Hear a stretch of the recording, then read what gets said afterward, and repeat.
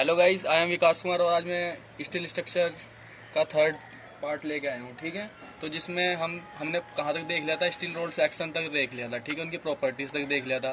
तो आज मतलब हमारा लेक्चर किस पे होगा, uses of the steel rod section. ठीक है, तो सबसे पहले स्टील रोड सेक्शन कौन सा बताया था भाई मैंने तुम्हें?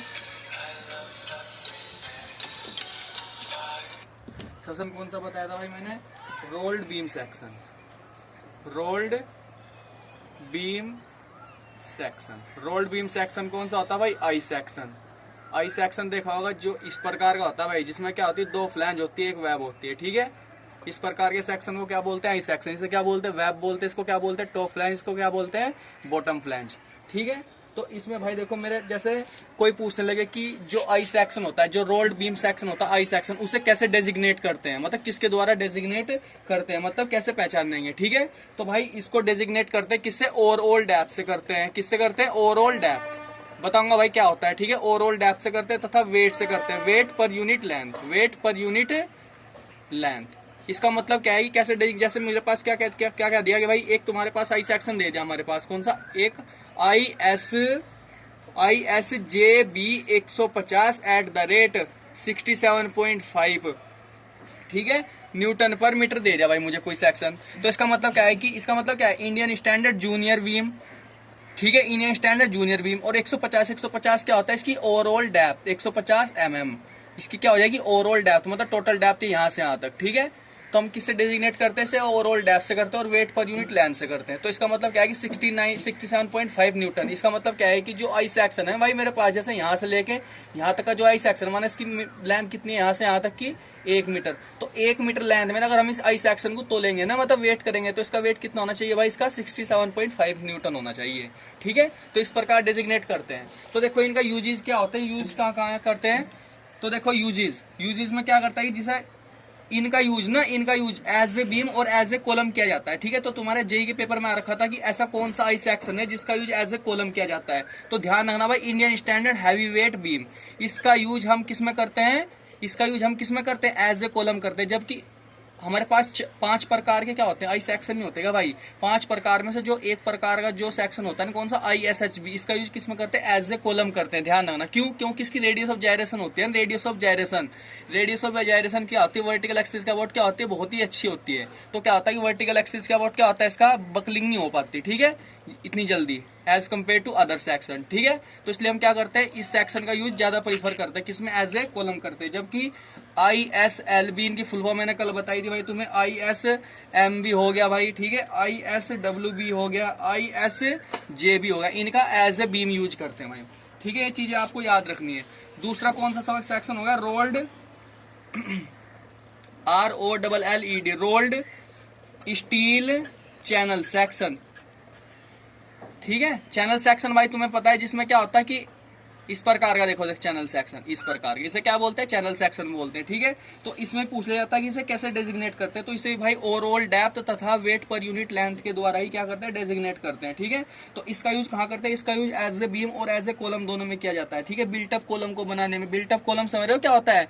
देखो भाई, एक बिल्टअप कॉलम मतलब जो एक से अधिक चैनल सेक्शन से मिलकर बनी होती है, या एक से अधिक एंगल सेक्शन से मिलकर बनी होती है, ऐसी प्रकार की कॉलम को क्या बोलते हैं? बिल्टअप कॉलम बोलते हैं। देखो, एक चैनल सेक्शन इधर लगा ले, दूसरा चैनल सेक्शन इस टाइप से लगा दिया।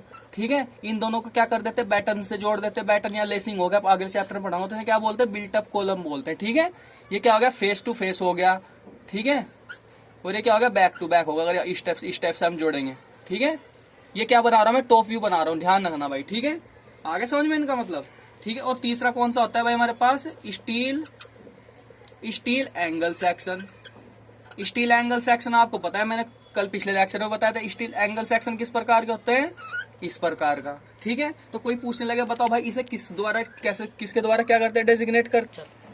देखो भाई, कहां तक हो गया था भाई हमारा? देखो, एंगल सेक्शन है। नेक्स्ट क्या होता है? Angle section, steel rolled angle section. तो एंगल सेक्शन आपको पता है किस प्रकार का होता है? इस प्रकार का एंगल सेक्शन। ये क्या बना रहा हूं? ध्यान रखना भाई, अभी टॉप व्यू बना रहा हूं। ठीक है, कभी कोई समझ लो, मतलब क्रॉस सेक्शन देख लो या टॉप व्यू देख लो। ठीक है, तो देखो इसमें पूछा जाता है कि जो स्टील एंगल सेक्शन होता है किस प्रकार डेजिग्नेट करते हैं भाई इसको? डेजिग्नेट मतलब कैसे डिफाइन करते हैं, मतलब कैसे करेंगे कि भाई ये वाला एंगल सेक्शन उस ग्रेड का, ये वाला एंगल सेक्शन उस ग्रेड का। ठीक है, तो ध्यान रखना भाई, इसको लैग लेंथ से डिनोट करते हैं। लैग लेंथ, एंड थिकनेस से डिफाइन करते हैं।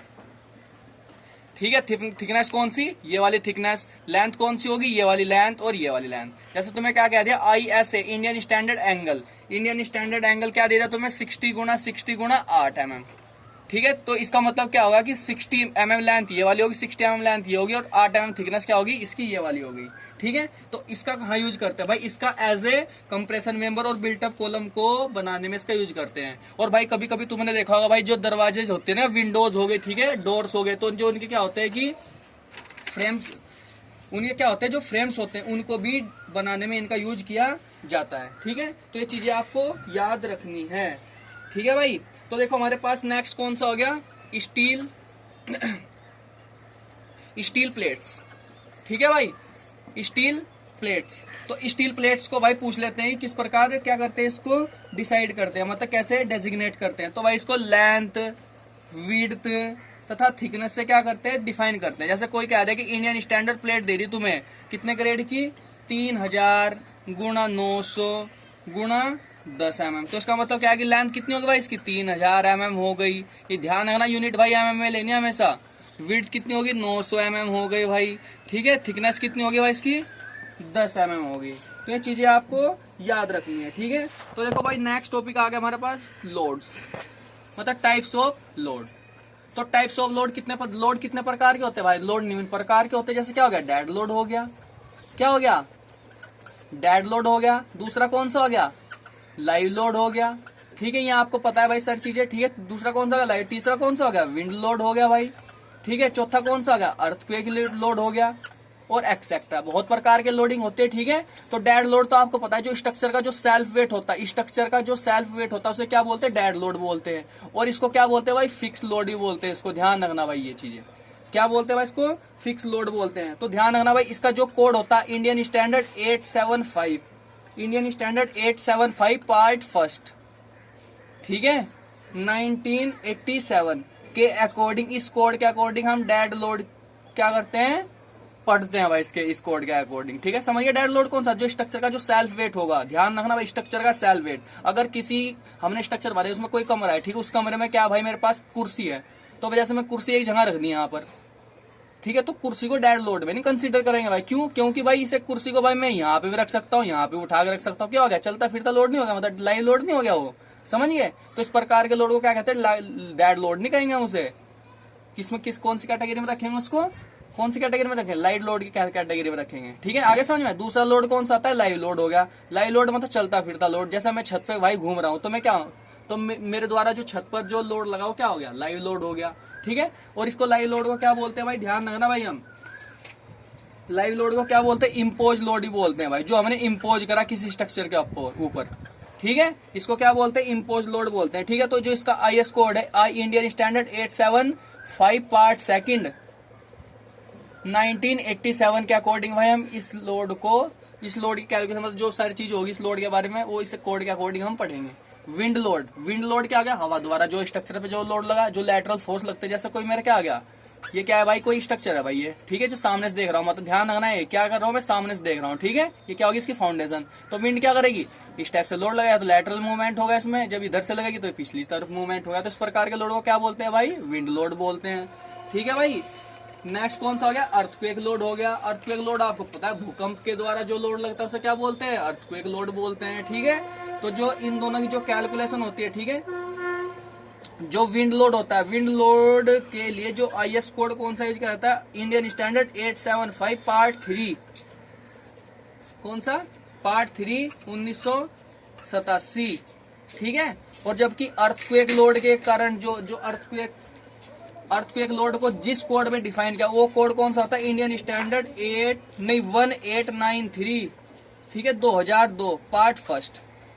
ठीक है, तो इस कोड के अकॉर्डिंग हम क्या करते हैं, अर्थक्वेक की क्या करते हैं, अर्थक्वेक लोड की क्या करते हैं, मतलब स्टडी करते हैं। ठीक है, तो इन दोनों लोड्स को कौन कौन से, विंड लोड तथा अर्थक्वेक लोड को भाई मेजर लोड की कैटेगरी में रखते हैं। ठीक है, तो माइनर लोड हमारे पास नेक्स्ट कौन सा हो गया, माइनर लोड हो गया। माइनर लोड मतलब जो छोटे लोड होते हैं। ठीक है, माइनर लोड जैसा स्नो लोड्स हो गए। स्नो लोड जैसे मतलब जैसे बर्फ पड़ रही है भाई हल्की हल्की, ठीक है, तो स्ट्रक्चर पे गिरती है तो उसके कारण जो लोडिंग आती है स्ट्रक्चर पे, तो क्या बोलते हैं, स्नो लोडिंग हो गई। टेम्परेचर लोड हो गया, इम्पैक्ट लोड हो गया भाई, अर्थ प्रेशर लोड हो गया, वेव एंड करंट लोड हो गया, इरेक्शन, इरेक्शन मतलब जब स्ट्रक्चर के कंस्ट्रक्शन के दौरान जो लोडिंग लगती है, मतलब लोडिंग समझ रहे हो, इरेक्शन के दौरान, इरेक्शन मतलब कंस्ट्रक्शन, जब स्ट्रक्चर का कंस्ट्रक्शन होता है उसके द्वारा जो लोड लगता है, मतलब जैसे भाई तुमने क्या इसके फोल्डिंग लगाते हो, इसके फोल्डिंग मतलब चाली बोलते हैं भाई जिसको हिंदी में, ठीक है, उसके द्वारा जो स्ट्रक्चर पे लोड लगा से क्या किस कैटेगरी में रखेंगे भाई, इरेक्शन लोड की कैटेगरी में रखेंगे भाई, ठीक है। फैब्रिकेशन लोड हो गया, एक्सीडेंटल लोड हो गया due to the blast etcetera, ठीक है, ये चीजें आपको याद रखनी है, ठीक है। तो देखो भाई हमारे पास क्या होता है कि स्टील स्ट्रक्चर को डिफाइन मतलब डिजाइन करने के लिए हमारे पास दो मेथड होते हैं भाई। स्टील स्ट्रक्चर को डिजाइन करने के भाई हमारे पास दो मेथड होते हैं, एक तो वर्किंग स्ट्रेस मेथड हो गया, दूसरा कौन सा हो गया, लिमिट स्टेट मेथड हो गया, ठीक है। तो वो मैं अगले लेक्चर में पढ़ूंगा भाई, ठीक है, पढ़ाऊंगा, ठीक है। Okay guys, thank you.